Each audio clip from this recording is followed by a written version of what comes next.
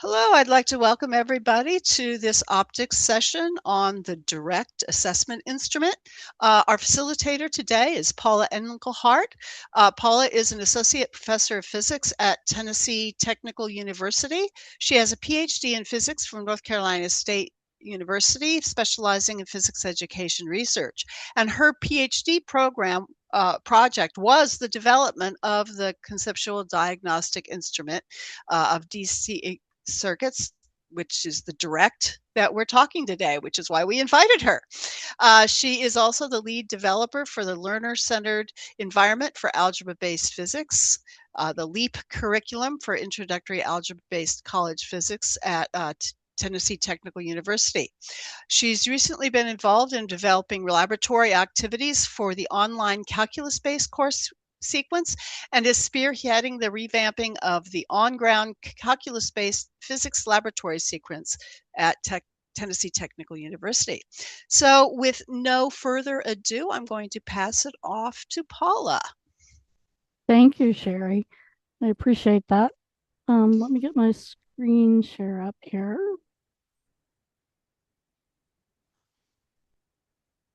Can you see that okay? Yep. Great.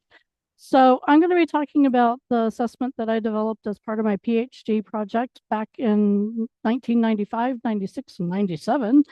And as you can tell, you have to have an acronym for these things. That was a requirement for my PhD advisor, Bob Buechner. And so resistive electric circuits concepts test was what it initially came up as. And then I was like, wait a minute, this is DC circuit, so it's direct current. So we should call it direct. And so I had to come up with something for the D and the I. So it came up with this exceedingly long title because of that. So what is direct? Let's see. So direct is a 29 item diagnostic assessment that evaluates students' understanding of 11 key direct current electric circuits concepts. And I'll be showing you those as well as some example questions that match those objectives. It was developed so that it could be used in both high school, college, and university.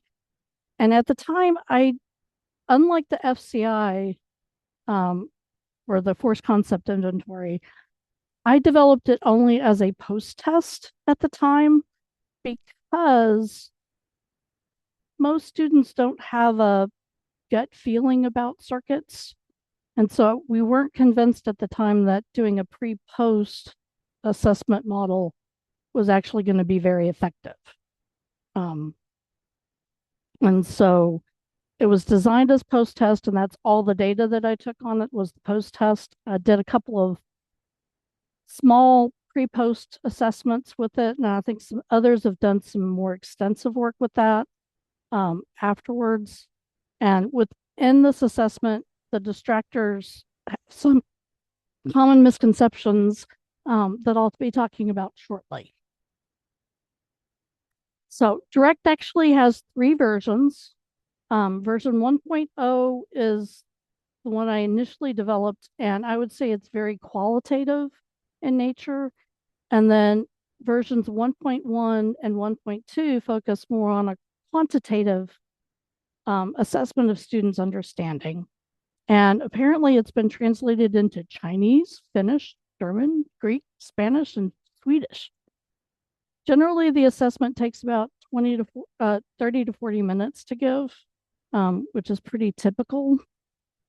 And in the next slide, I'll show you what I mean by the qualitative versus quantitative understanding.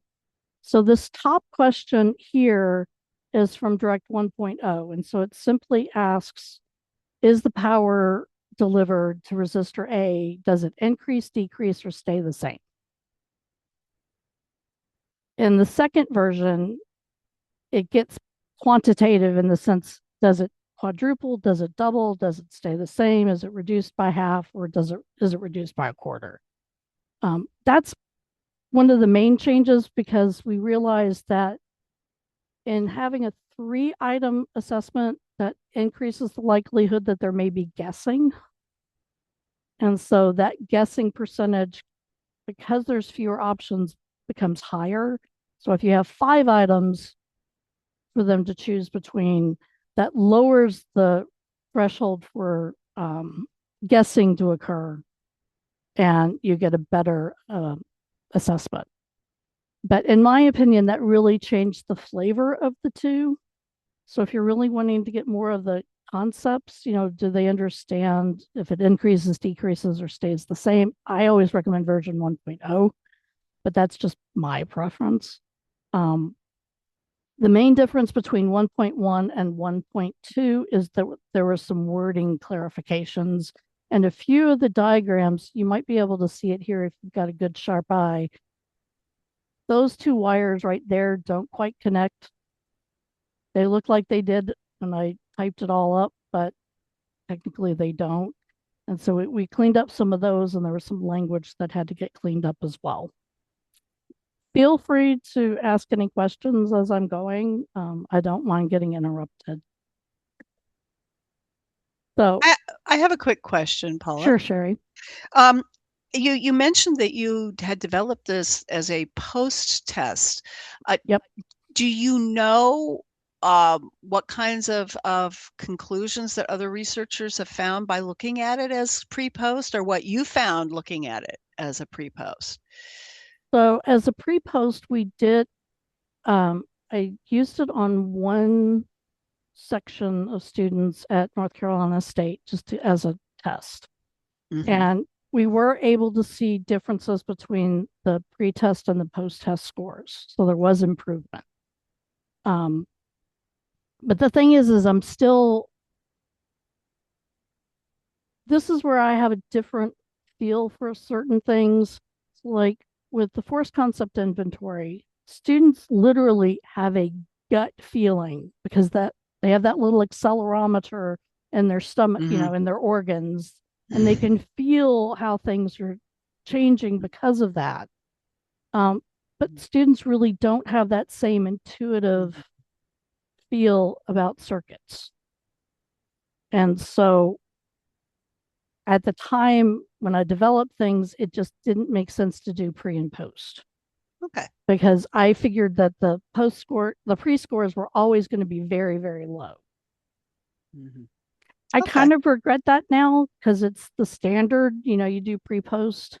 Hmm. Um, but I haven't seen any of the data. I haven't really kept up on some of the what others have done with it, Hmm. just because I've gotten so bogged down in teaching and everything else.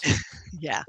Yeah. No, because my my observations from teaching, their students do have some ideas about electricity, you know, um, but they, for example, they know something's going on in their house that's different, you Right, know, and I turn on my switch in my bathroom, the light doesn't go on in my kitchen, right. um, or they know that Christmas lights, or the Hmm. outdoor lights act different, because if one goes out, everything goes out. Wait a minute, how come? So they've got these ideas, but they're I guess there's no basis for why things are that way. They just kind of say, oh, that's the way it is, and move on. Right. So you know Hmm. so I can kind of see it both ways. Okay. Yeah. I was just curious. Moving on. Yep. Well, and like I said, I kind of regret not having done it, collected the data. Um, but it was also very hard at the time to get enough people to be willing to give it as just a post test. That was actually quite complicated back in the mid 90s compared to now, where I think it's probably much easier to get. And I would probably be interested to find out if, because you can upload your data from Direct onto Data Explorer. I don't know how many people may have, there may be data there that is pre post, um, but that I haven't looked at. So Okay. Thank you. this is going to be kind of a quickie hint at the misconceptions that students have with DC circuits. It's not going to tell you everything, but some of the big ones that they have. So they have three models of current flow. They have current consumed. So if you've got a certain amount of current coming out of the battery, part of that current is going to be eaten up by the first bulb. So there's less going to the second bulb. And in this case, none of it gets back to the battery. And then the clashing currents, there's two ideas here. So the current comes from each side of the battery and then it clashes. And there's two ideas behind the clashing. So the clashing itself by the opposing currents is what creates the light. And then some students have the idea that they superimpose as they pass each other, and that's what generates the light in the bulbs. And then the final idea that they have is that there's less current in the return path. So again, it's a current consumed, but there is a small amount that comes back to the battery in this case. And these ideas are still seeing clashing currents, not so much, but the current consumed is definitely something that you still see in college level students. The big one that they really have is the battery as a constant current source. And so in this particular case, um,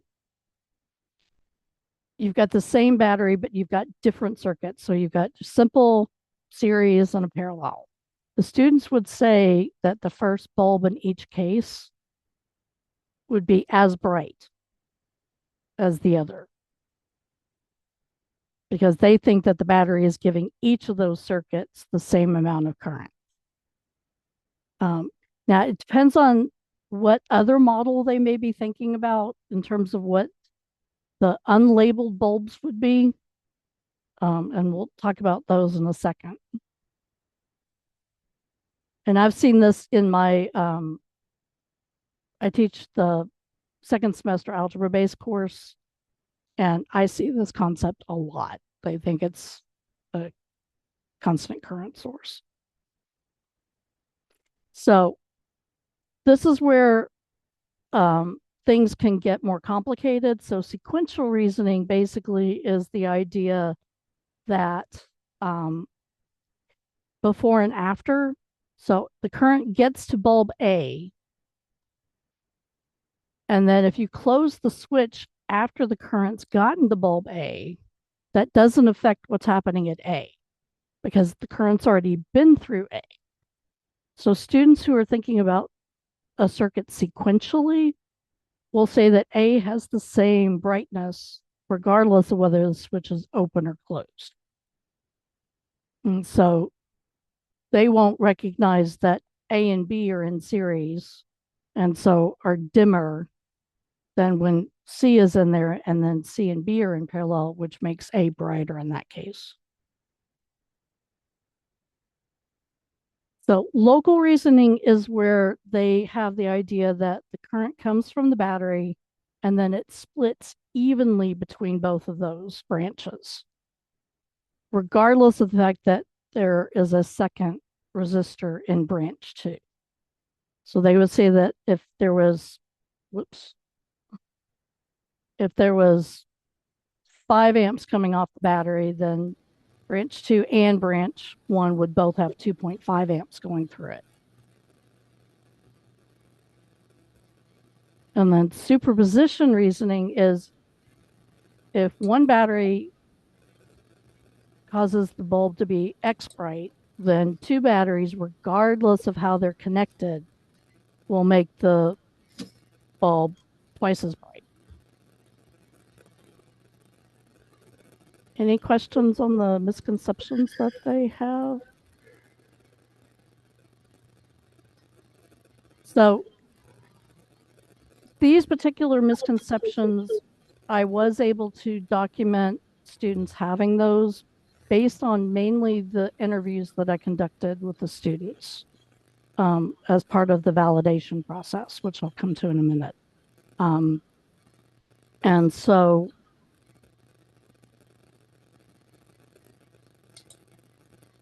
I don't remember where I was going with that. Never mind. So, how was Direct developed? I'm going to try and make this as short as possible. So, Direct was developed using the classical test theory, which involves developing objectives. We have 11 of those. And then you give those objectives to a panel of experts. So, my panel of experts consisted of Dave Sokoloff, um, Ruth Shabe, Bruce Sherwood, a couple of faculty members from Tech, John Risley, not Tech, but NC State, John Risley, um, and I can't remember who else was on it at the moment. But they got the objectives and were able to look at it and go, yeah, you're covering everything that should be covered. There was some discussion back and forth, and I still ultimately made the decisions as to what went in, but I certainly looked at their feedback and tried to take those things into account. And so after you have the objectives in place, then you want to write an open-ended version so you can figure out what the distractors need to be, because you want the distractors to be representative of what the students are actually thinking as they're taking the test. Um, and so even though it seems like this is fairly linear, most of this was going on at the same time in a lot of cases. So I was developing the objectives, and we generally tried to write um, 2 to 3 questions per objective so that you weren't just testing a particular objective once, because you want to see if they're consistently thinking about it in a certain way. Then I solicited um, people from high schools, colleges from across the nation who would give the open ended version. That was a small subsample.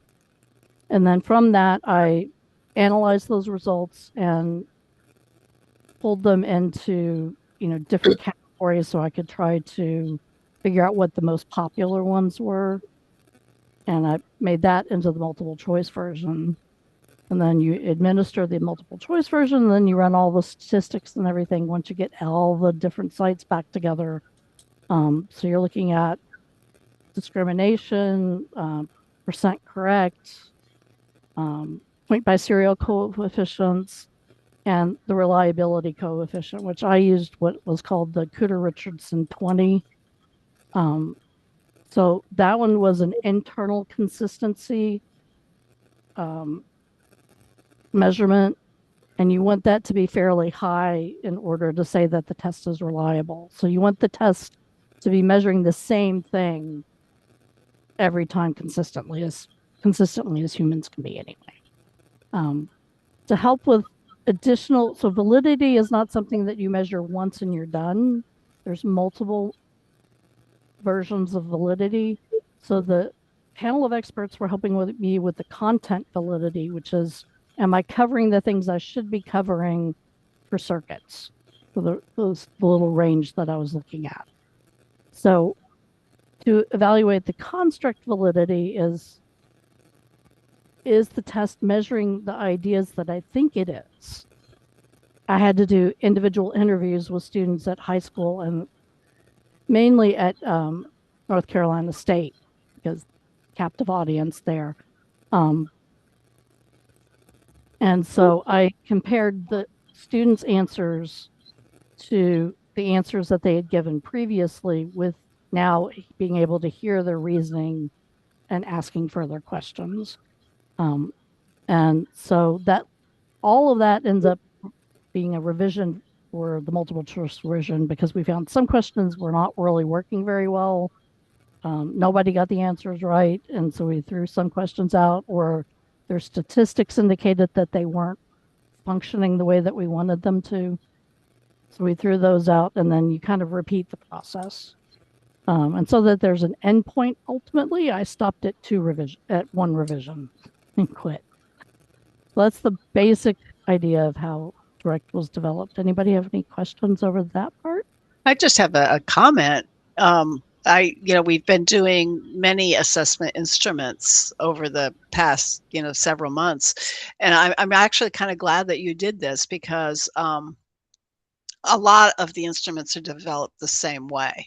And so just to see that, there's a lot that goes into developing that instrument kind of helps people to see, that yeah, we've this is something that we can have some faith in when we're using it. So I appreciate that you took the time to do that. Yeah. Well, and seeing it laid out this way, you'll also understand when, if you look at the best practices for administering these, they tell you never to let the students keep the copy of the test, never actually use the actual name of the test. All of that's to safeguard all this work that we've done in developing it.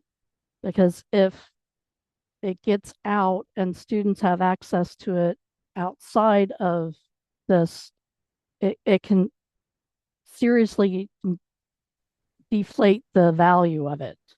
And so that's why there's that emphasis on, you know, not letting them know and not giving the test back to them for them to look at again. You can give them the results or some summary of what they understood or didn't understand, but you can't let them have the actual test.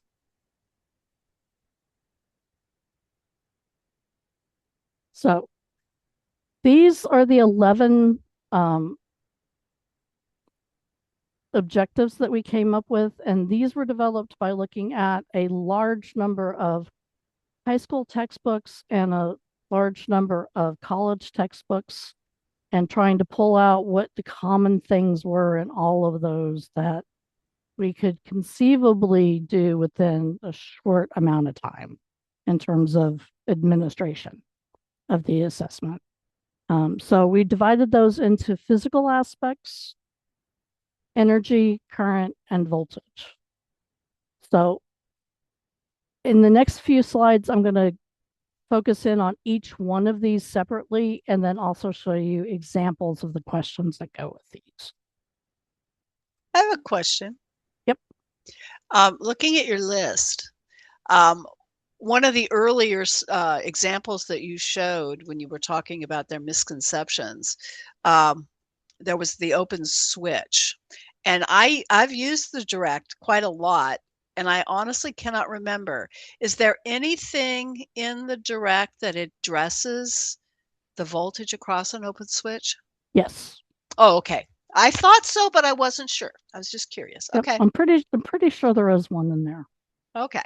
Whether I picked that one or not in the examples that I did, but we'll see. Yeah. Yeah. I just know that was one that students really struggle with. Yep. So under the physical aspects, it's identifying a short circuit. The one that really may seem surprising is the two-endedness of circuit elements, but that's a huge thing. Being able to identify a complete circuit and the fact that you need to have a complete circuit in order for current to flow. Resistance, I'm really shortcutting that one quite a bit in terms of explaining what that aspect is. But one big thing that is the circuit diagrams going from verbal to schematic, realistic to schematic, or schematic to realistic. So now I'm going to show you some examples of where those come into play. So this is a short circuit question. So it just asks them to compare the brightness of bulb A and B to the brightness of bulb C. Which of the bulbs is brighter?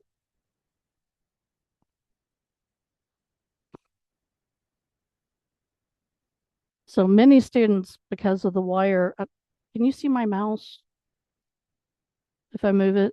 Yes. Okay. Yes. So many students will just not even think about that wire that's there.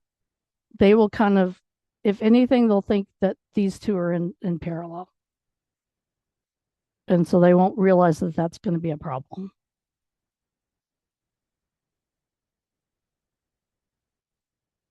So two-endedness of the elements, a lot of students will absolutely think that that will work. I mean, we see it every semester. I give my students a battery, a bulb, and some wires, and I say, make it light. Oh, And I love it. they all want to focus on this bottom bit right here. So if that bottom bit is not in contact with the battery, some way, shape, or form, that's what they'll think has to happen. They have no idea that this side here needs to be a part of the game.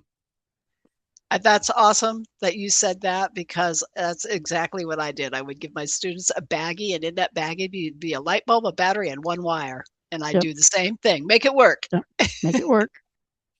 Yeah. The number of them that are like so shocked when they see that. Some other research that I did actually shows that what they think is happening is that the two filament wires, they think both come down to that bottom tip, and that somehow magically the current knows to go up one of those wires and come back down the other one, even though it's connected to the same spot. Um, but that research came about many years later. So here's an example of the resistance. So immediately after the switch is open, what happens to the resistance of the bulb? Many of them will misreason with Ohm's law, saying that if the current is zero and the voltage is zero, or, because one of those is zero, then the resistance is zero. And so they don't understand that the resistance has properties of its own that's independent of the voltage and the current.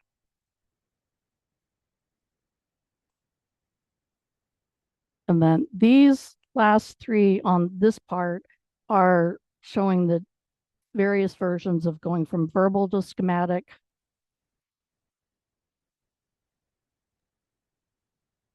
So just a second, for the previous one, it's not about temperature, right? No, not about temperature. Because it's a bulb, right? So one might think it heats up.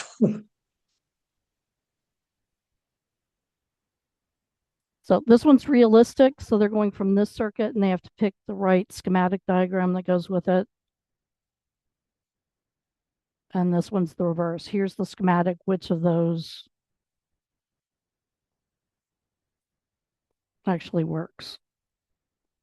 I still look at these pictures and kind of cringe now because I could redraw them so much better with the new with things. New technology. Yep. But they're not bad for 1995. So this one, I'll let you read that for a second and then show you the two questions.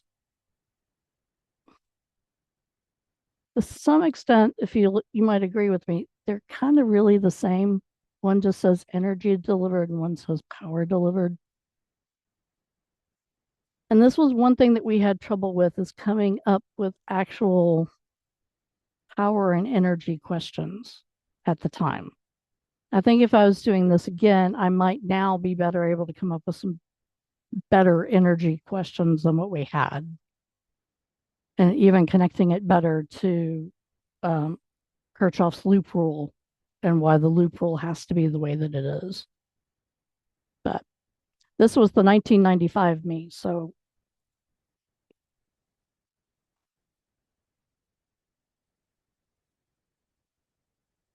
these are going to be examples of conservation of current and the microscopic aspects of current flow. So back in 1995, this idea of the microscopic side of things was really quite new. Now it's, depending on the textbook, there's always a little bit of something in there. So this is one of the charge questions or current questions that we have. I'll give you a minute so you can read it.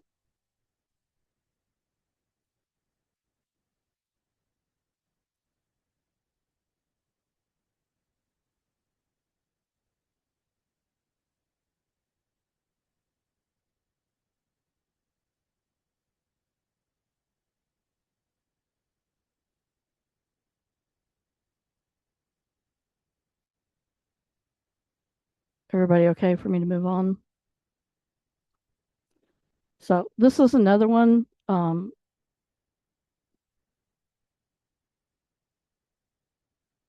I still see this with my students, even though in my course, we get into a lot of the microscopic behavior of charges in electrostatics. So they should know that I mean, my students know that everything's made up of charges and that the charges are always there.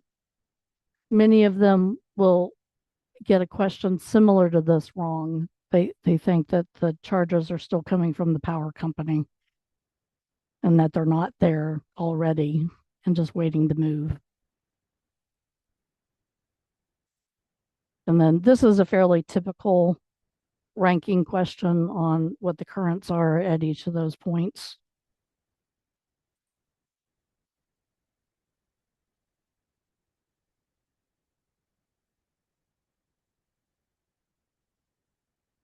And again, with something like this, if they're thinking that the battery is a constant current source, you'll get students saying E for this one.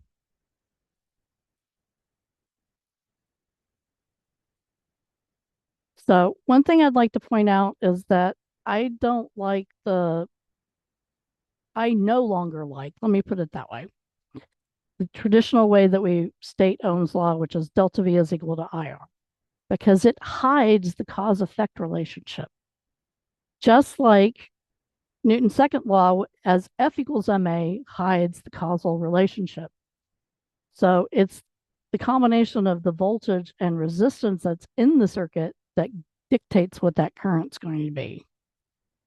And so these are some of the voltage questions.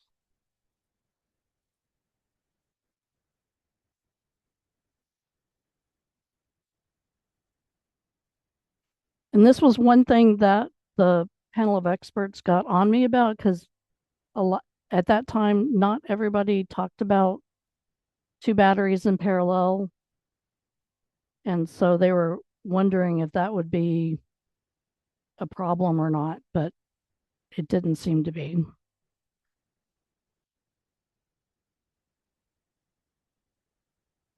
Yeah, I didn't pick the one that had the switch open and closed.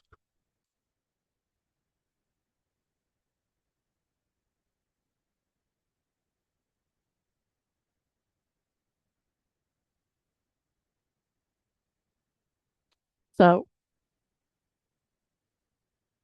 I'm going to give this a try.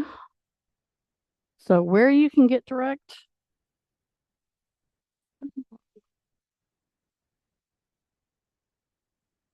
let me do this instead.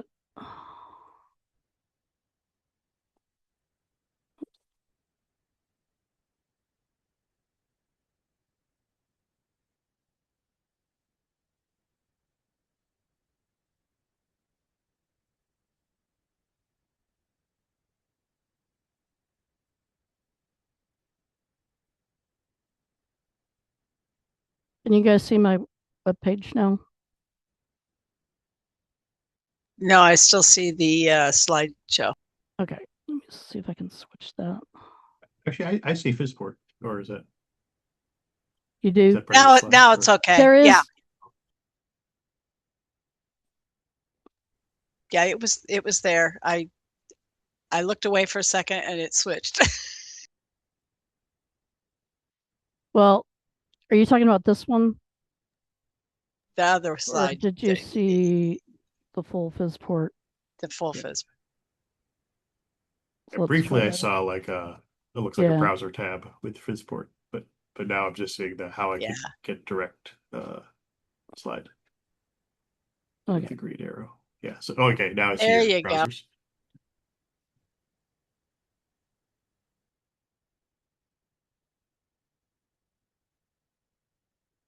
Okay, so Fizzport has many, many, many assessments if you haven't been told this. And if you have, I'm just reminding you. All you need to do is go under assessment and you can get specific targeted for those, or you can also I'm just going to click on research based.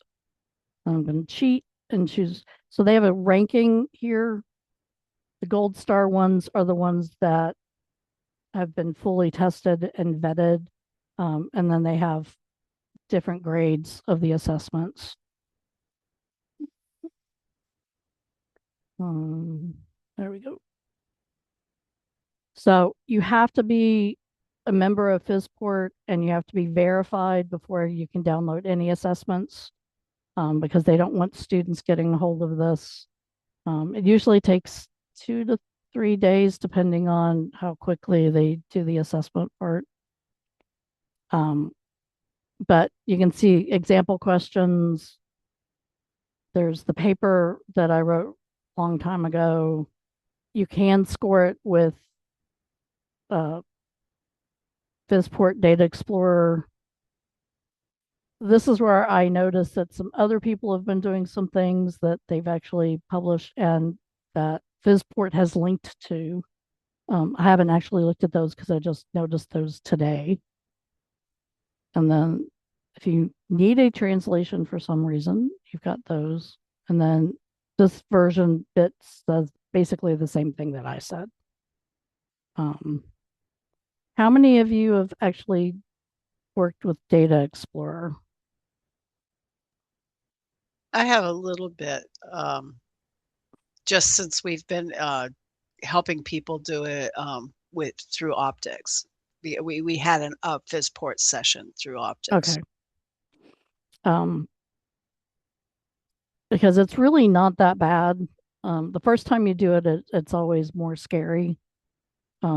And when I was first doing it, it was a much newer product than it is now. So I tended to always find how to break it.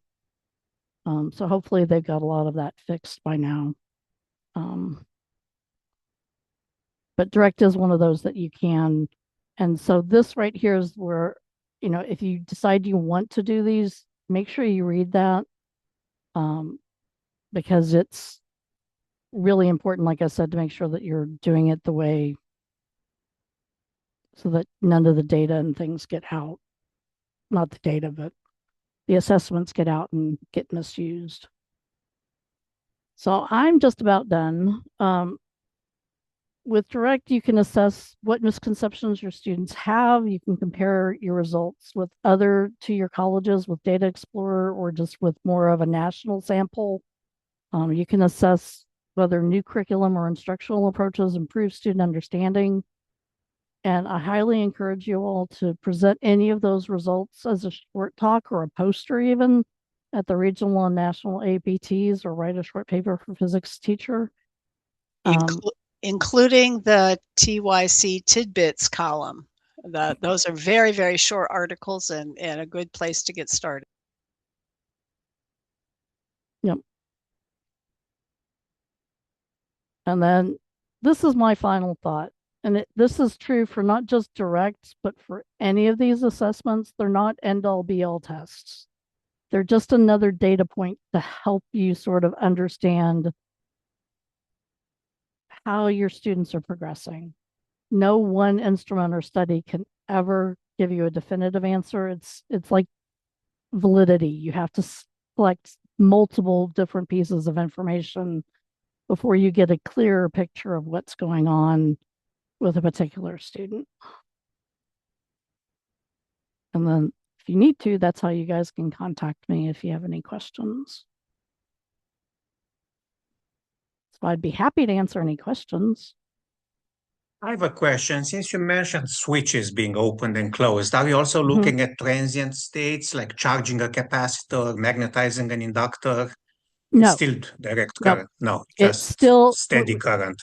It's resistive, specifically resistive electric circuits. Thank you. Are there other questions for Paula?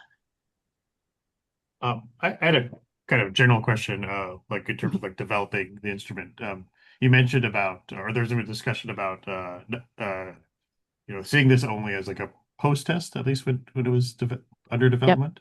Yes. I guess when you develop these instruments, like how does deciding whether it'd be most appropriate as a post test versus like using it as a pre and post, like how does that sort of affect the development? It doesn't really sorry. affect the development itself. It's how much data you end up collecting. And it can affect things because if you're doing pre-post, you really need the same individuals taking as many as possible, taking the pre and the post. So you have that matched data. And so that's where it can become more complicated. But it doesn't necessarily affect like the types of questions that you No, would include, or I see. Okay. no. No, it's really like the force concept inventory. It's the same, you give the same assessment both pre and post. There used to be a lot of worry that, students would remember the questions from one administration to the next. They don't. It's like us, we've got a thought in our head and then we walk through a doorway and we immediately forgot it. They kind of do the same thing with assessments. Once it's done, unless they've really, gotten piqued by something, they don't really think about it anymore. And so out of sight, out of mind. I wonder how suitable it'd be for a laboratory course, since many of those questions can be tested right away with building those small circuits and see what happens. Yeah, you could. I mean, and you wouldn't want them to. One thing you have to be careful about is giving the same questions as part of your traditional assessments that are on a diagnostic assessment. Yeah, I know. You're not supposed to do that. Yes, yes. But with the circuits, it's kind of harder because there's only so many circuits that, formations that there are. And so it's not as much, you can't help but in some cases. And I was chatting with Paula before the session began, and I was telling her that I'd used the direct many times, but years before I had started using the direct, I had put together an activity for in class where I gave them a bunch of circuits and asked them what will happen if, and they would make predictions, and then I'd give them wires and bulbs and send them loose on it and say, okay, check your work. And it turns out, that again, without knowing about the direct, I had come up with some of the same circuits that ended up I saw on the direct. So, I think what she's saying about there's just so many ways that you can ask some of these questions. It makes it hard. And generally speaking, how were their answers before they tested those circuits? I mean, roughly speaking, did they anticipate what's going to happen with the light bulb or not? In my case, Yeah, in your case. they didn't do really well. I see. It's hard to predict. Yeah, I know. Yeah, I know. and I think that gets back to what Paula was saying, is that many students don't have preconceived notions about circuits, so they're really just shooting in the dark when they're making their predictions. Yeah. Yeah.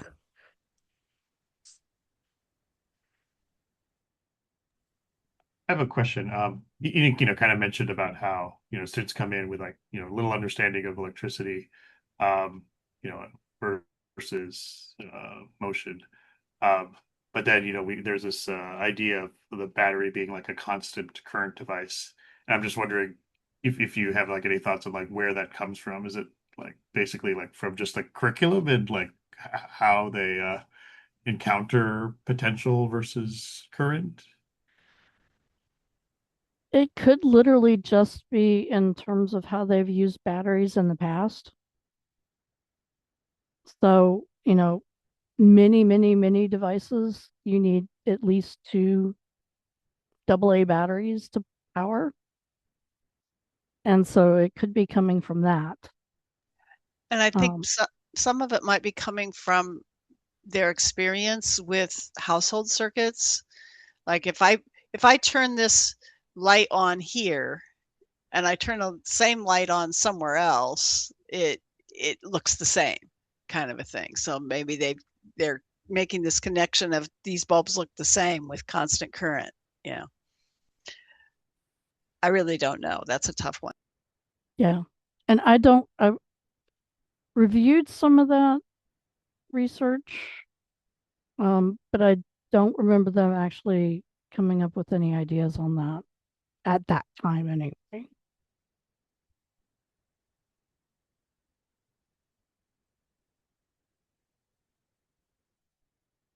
And that's one other thing is that, a lot of the data that I collected that is in my published paper, you know, I don't know how good that is because, students have more experiences now.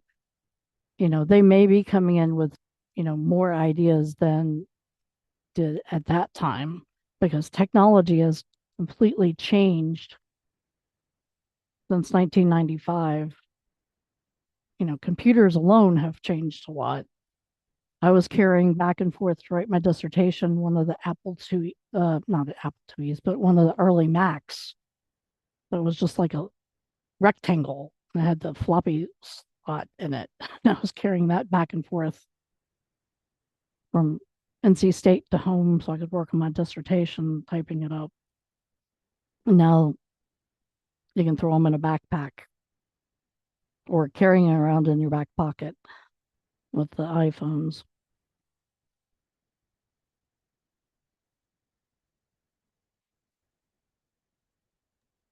Any other questions for Paula?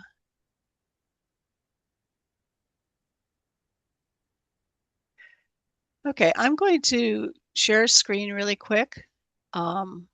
Since we didn't get a chance to do this at the beginning, I just want to share. Are you seeing that? Yeah, okay. Just share with you what we have coming up. On March 27th, there's a workshop on pivot interactives for physics and astronomy.